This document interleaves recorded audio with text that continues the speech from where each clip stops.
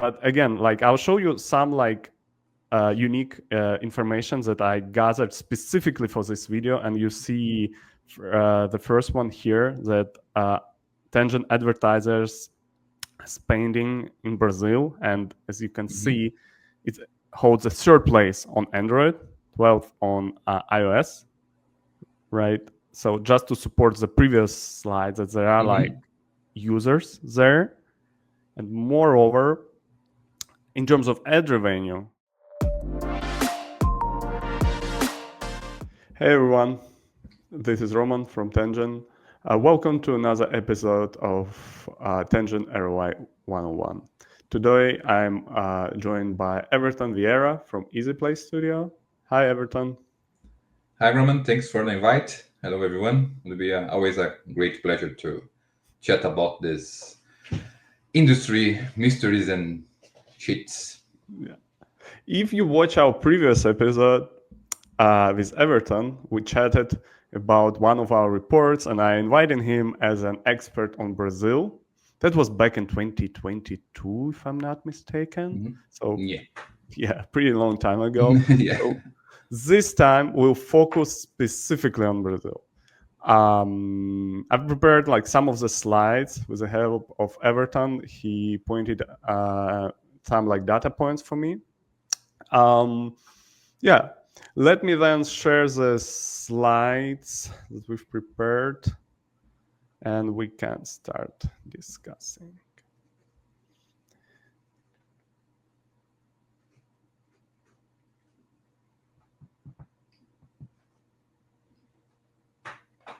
Cool. First slide. This is actually from the North City Research from 2024. We will have all of the links to the reports that we used in this presentation in the description of this video. So Everton, Brazil had the largest game industry in Latin America, both in terms of development capacity and player spending. Exactly, and we keep growing year over year. Obviously, like everyone else, during these last 2 years, we feel the crisis. I can say it's a polemic term, right? Exactly what crisis we're talking about, but we know that something happened, and not necessarily is a good thing in game industry. And Brazil feel this too, obviously. So we try to avoid the great obstacles and keep growing, but we're very happy to reach this milestone and the largest game industry and about market and industry in the same time. How did your business change? Like when we compare to 2022, you were working on mobile games, looking into this like hybrid space. What do you do now? Is it the same? Let's use you as an example. Good point. Izyplay will complete 15 years old this year, so it's a long journey. Jeez. I am proud to with my team to throw a lot of different eras in these last 15 years. So we had a great experience in hyper casual between 2020.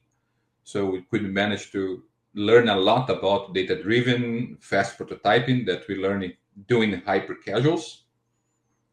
We are proud to be the one of the first maybe Brazilian game studios to think about hybrid casual games too, even before the term appears and get popular in market.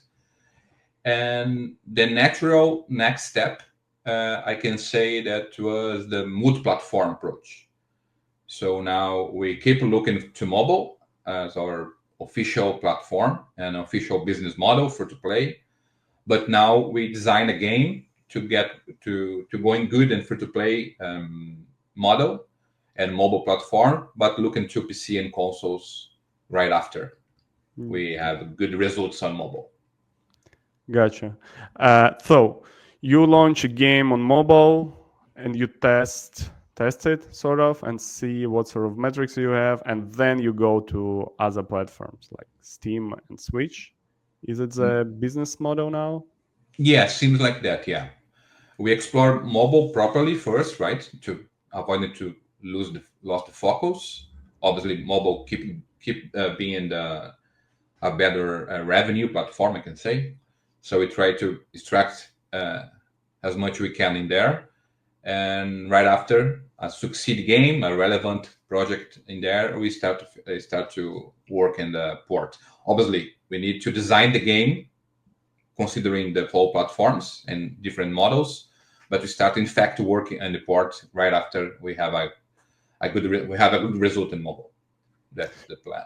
Cool. Got it. Maybe if we have time at the end, once we finish with market analysis for Brazil, you can show us how do you do this, because this is super Sure. interesting. I've seen so many mobile games on the Switch market nowadays, like Hmm. from everywhere, of course, and more and more studios are doing it. And actually, I have no idea how it is done and what are the processes. So We can share a few secrets so today. Would be super. So two in one, Brazil and porting games to more platforms. Cool. Then let's go to the next one. Brazil is the fifth largest market in the world in terms of online population, with an Mhm. estimated 103 million players. Um, I I don't know get. if this is a Uh-huh. public fact, but we have a from long years a bizarre exchange about our currency. One Ah, $1 means six reais, in fact. So a bizarre, different economic speaking. So this proves that our Brazilian gamers are very passionate guys, passionate players, because although this huge difference economic speaking, we love games and we consume mm, games like other yeah. I mean, country. I have something to support that. First, here is a breakdown that I took from Mhm. Statista: 83% Android, 17% iOS. Yes.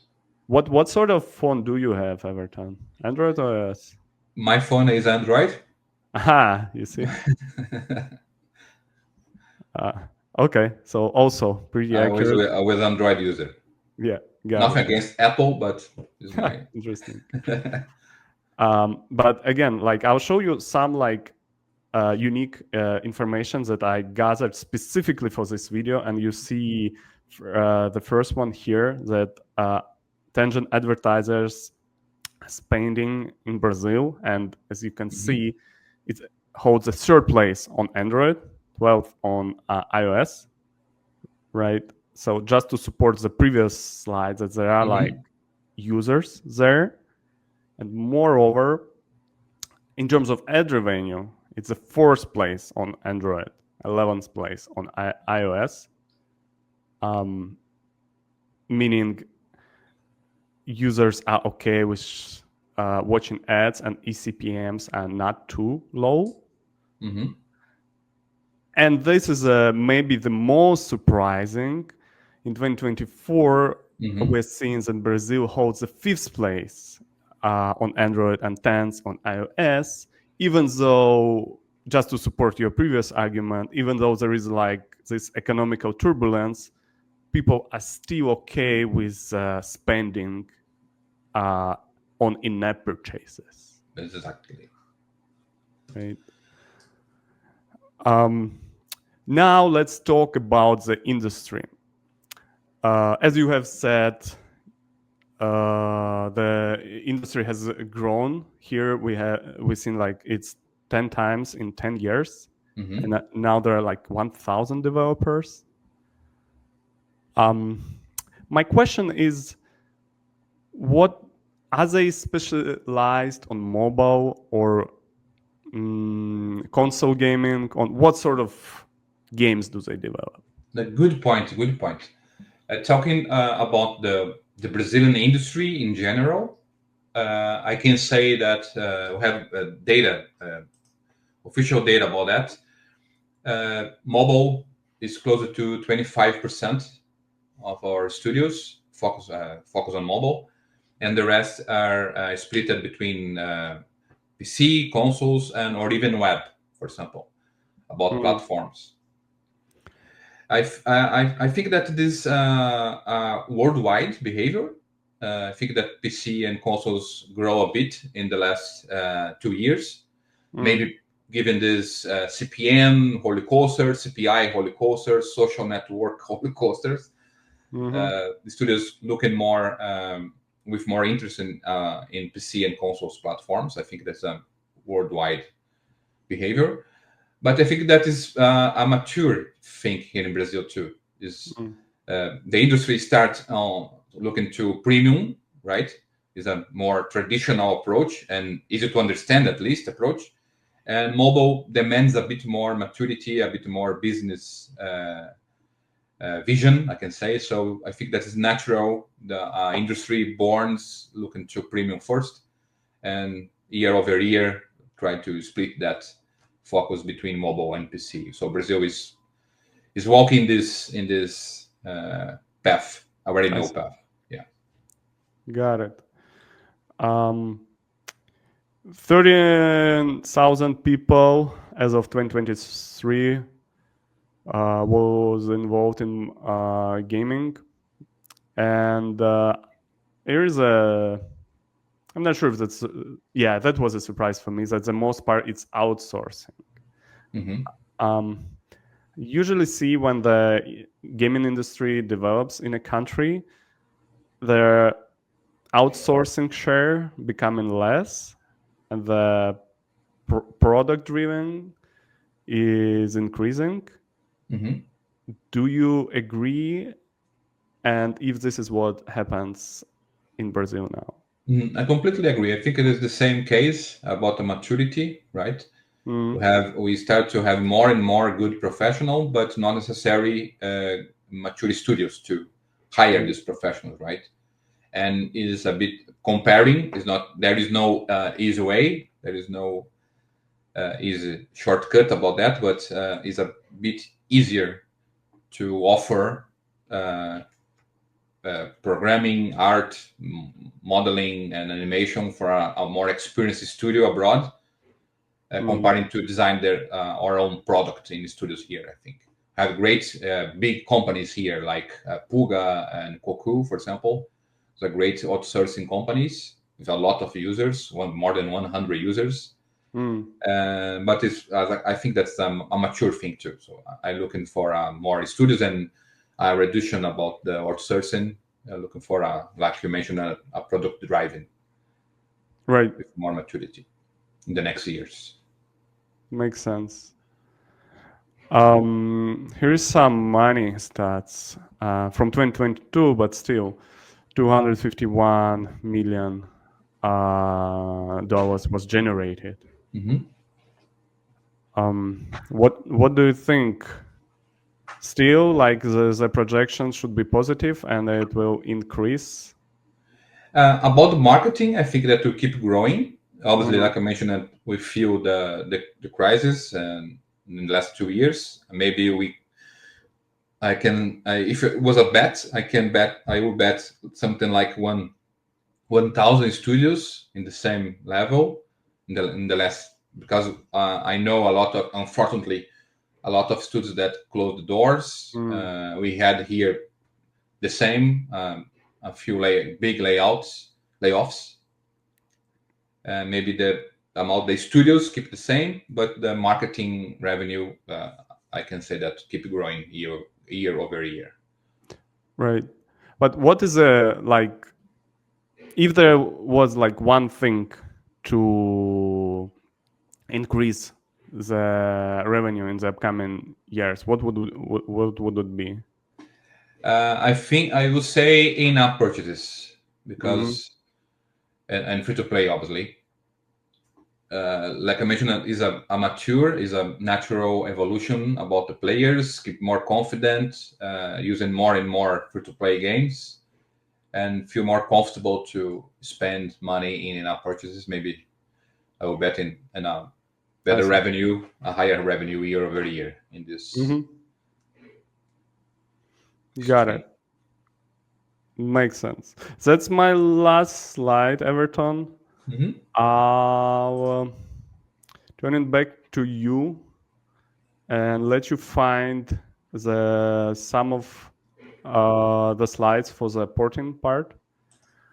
While Everton is searching for it, give us a like, ask your question about Brazil in the comments. We'll try to answer them, of course. Yeah, subscribe to our channel if you haven't subscribed yet. And it's important to mention that we need to thank Abra Games to share the data that we showed for you today. Yes. This amazing research. It's important to keep looking for an overview about the marketing in our country. Thanks, Abra Games, for that. Yeah, thanks, Abra Games. So, like we promised, I can share a few secrets that we are doing here in our studio that can make it be useful for everyone that are watching our chat here. Hi again. Our chat with Everton took longer than expected. He showed me his secret sauce and his framework for porting mobile games. We decided to do a separate video on this. Once it's live, we'll link it somewhere here. Meanwhile, here is a different video on marketing trends on mobile. Subscribe so you don't miss the next one.